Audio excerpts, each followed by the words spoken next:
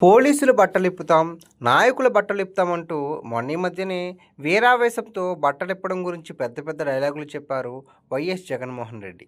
సరే, అధికారంలోకి వచ్చాక బట్టలిప్పి ఏం చూస్తారన్నది వేరే చర్చ. అసలంటూ వైసీపీ మళ్ళీ అధికారంలోకి వస్తుందా అన్నది పెద్ద ప్రశ్న. తన మంది మార్బలంతో అసెంబ్లీకి వెళ్లారు వైఎస్ జగన్మోహన్ రెడ్డి. తనతో పాటు మొత్తంగా 11 మంది ఎమ్మెల్యేలు, అలాగే వైసీపీకి చెందిన ఎమ్మెల్సీలు బడ్జెట్ సమావేశాల నేపథ్యంలో గవర్నర్ ప్రసంగ కార్యక్రమానికి హాజరయ్యారు. గవర్నర్ ప్రసంగం నడుస్తున్నప్పుడు ప్రతిపక్ష హోదా కావాలి అంటూ వైసీపీ సభ్యులు నినాదాలు చేశారు. కాస్తంత కూడా బుర్ర లేదు కాబట్టి గవర్నర్ని ప్రతిపక్ష హోదా అడిగారు వైసీపీ సభ్యులు. నిజమే మరి, ప్రతిపక్ష హోదా ఇవ్వాల్సింది స్పీకర్ కదా.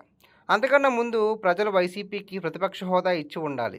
2019లో ముఖ్యమంత్రి అయ్యాక అసెంబ్లీలో వైఎస్ జగన్మోహన్ రెడ్డి ప్రతిపక్ష హోదా గురించి మాట్లాడుతూ 18 మంది ఎమ్మెల్యేలు ఉండాలి అని సెలవిచ్చారు.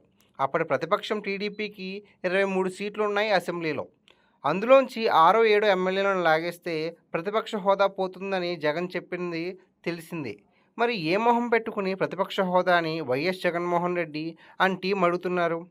గవర్నర్ ప్రసంగ కార్యక్రమానికి బుద్ధిగా హాజరై ఆ తర్వాత ప్రజా సమస్యలపై చట్టసభల్లో వైసీపీ సభ్యులు ప్రభుత్వాన్ని ప్రశ్నించాలి. చిత్తశుద్ధితో కనుక వైసీపీ సభ్యులు ప్రభుత్వాన్ని నిలదీయగలిగితే దాన్ని బట్టడెప్పడమని అంటారు. ప్రజలు ప్రతిపక్ష హోదా ఇవ్వకపోయినా ప్రజల పక్షాన నిలబడి చట్టసభల్లో ఉన్న 11 మంది అసెంబ్లీ సభ్యులతో, పలువురు ఎమ్మెల్సీలతో వైసీపీ బలంగా తన ఉనికిని చాటుకుంటే వచ్చే ఎన్నికల నాటికి వైసీపీ పట్ల ఎంతో కొంత సానుకూలత ప్రజల్లో పెరుగుతుంది. చిత్తశుద్ధితో వైసీపీ చట్టసభల్లో ప్రభుత్వాన్ని ప్రశ్నిస్తే ప్రతిపక్ష హోదా లేకున్నా ఆ బాధ్యత వ్యవహరిస్తుందని కనీస విజ్ఞత వైసీపీకి లేకపోతే ఎలా? గవర్నర్ ప్రసంగ కార్యక్రమం జరుగుతున్న సమయంలోనే వైసీపీ సభ నుంచి వాకౌట్ చేసేసింది. ఈ లెక్కన అసెంబ్లీ బడ్జెట్ సమావేశాలకు వైసీపీ హాజరు కావడం అనుమానమే.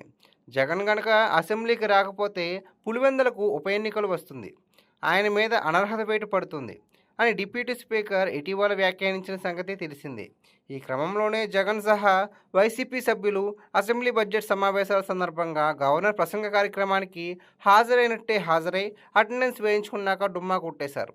క్లాస్ రూమ్లో ఎందుకు పనికిరాని విద్యార్థులు అటెండెన్స్ వేయించుకుని వెనకదారి గుండా పోయినట్లే ఉంది వైసీపీ సభ్యుల తీరు. ఈ మాత్రం దానికి పులివెందల పులి అంటూ వైఎస్ జగన్మోహన్ రెడ్డికి 4-5 రోజులుగా ఎందుకింత ఎలివేషన్స్ ఇస్తున్నారో అర్థం కావట్లేదు.